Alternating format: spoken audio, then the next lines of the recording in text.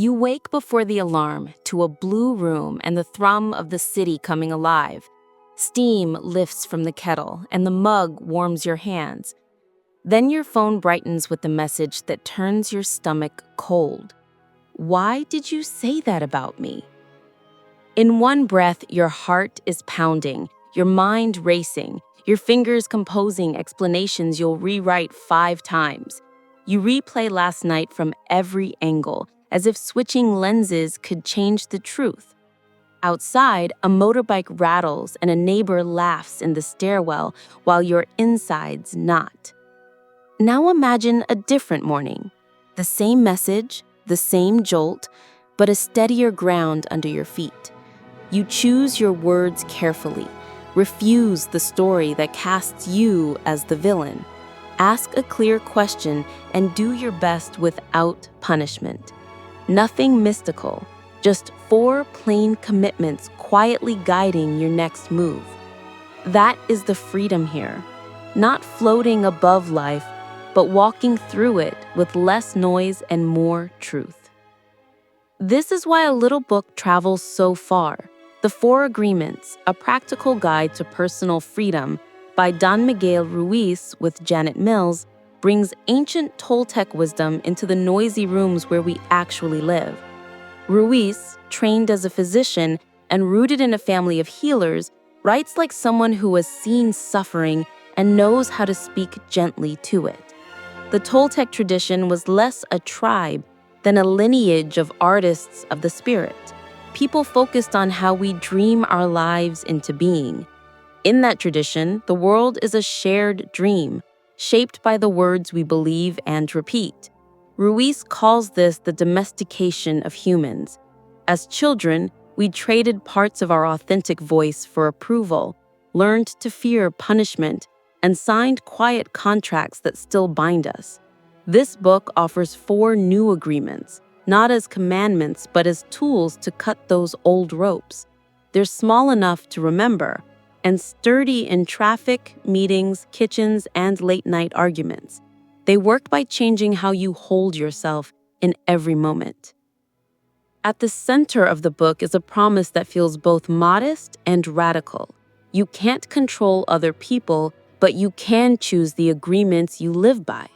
4 choices about your words, your sensitivity to others' opinions, your habit of guessing, and the effort you bring can change how the day sits in your body. You begin treating language like a living force. You stop turning other people's weather into your storm. You replace fiction with brave questions. You do your best and then let yourself rest. These aren't slogans, they're ways of moving. The first agreement reveals itself in the most ordinary place: the kitchen table, a blinking cursor, the smell of coffee still hanging in the air. Be impeccable with your word. Impeccable doesn't mean perfect. It means without harm to the self. Words are seeds and spells. We don't only describe reality, we plant it. I once heard from a manager who began meetings with small jokes at her own expense. Everyone laughed and the room felt loose, but later she noticed a thin metallic taste of regret. Over time, those little jabs sink into the soil of her mind. She started to believe them, so she tried an experiment. For 1 month, she would not insult herself, not even lightly. She would be honest about mistakes without turning them into identity. The change was quiet but unmistakable. People leaned in more. She interrupted herself less. The team shipped better work not because she became stern, but because she became clean, impeccable. The room began to bloom.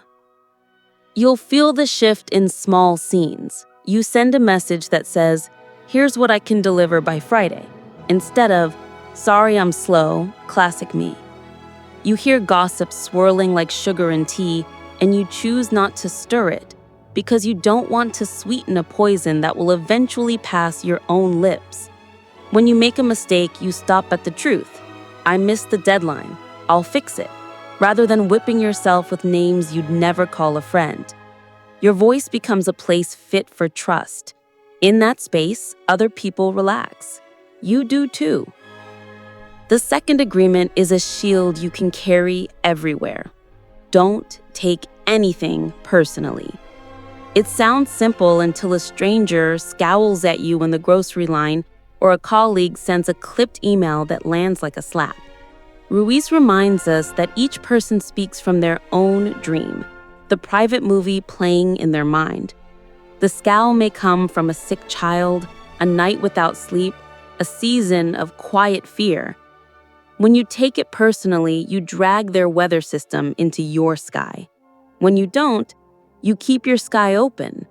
The point is not to ignore feedback or float above accountability. It's to stop confusing other people's projections with your worth. Try picturing a clean sheet of glass between you and the other person. Their words touch the glass first. You can see them clearly, decide what is yours to hold, and let the rest slide down and away.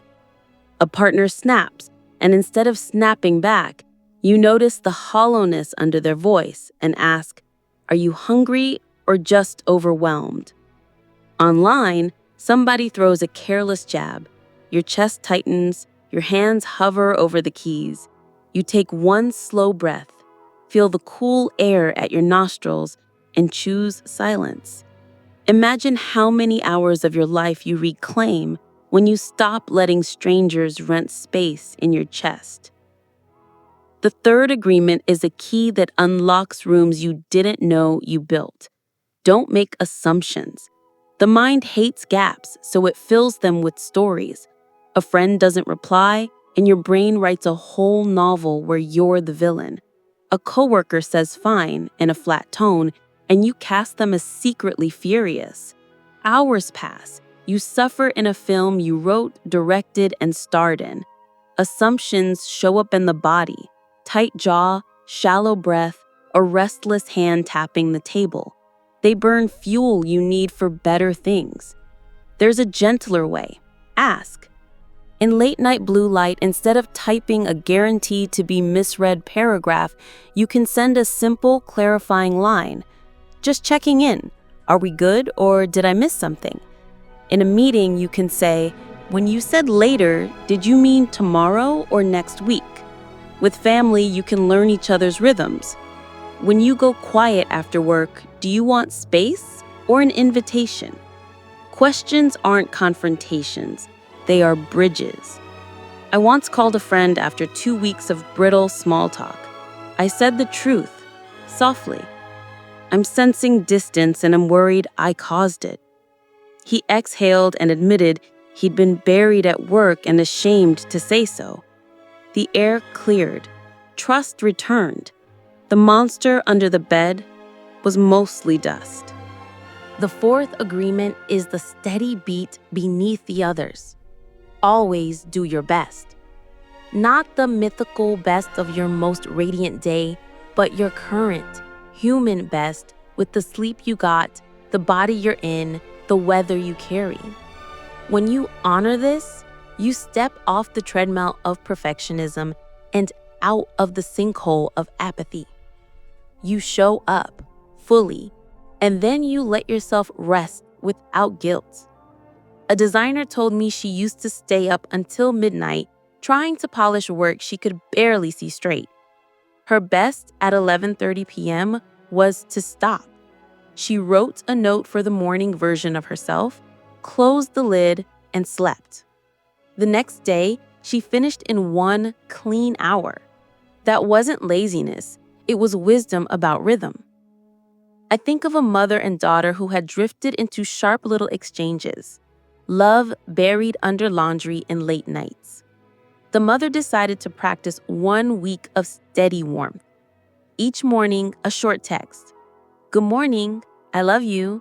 No lecture, no fishing net for reassurance.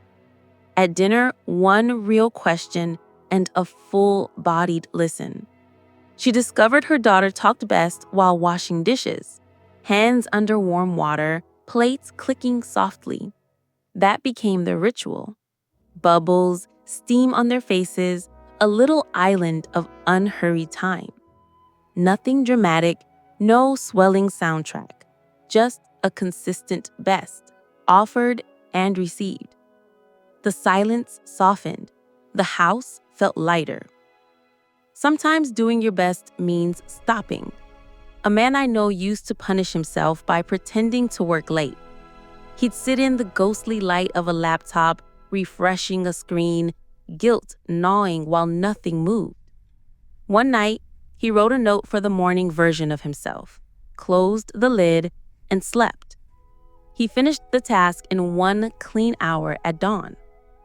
When you practice honest effort, you recover a quiet dignity. You stop measuring your worth with a yardstick someone else dropped in your hands.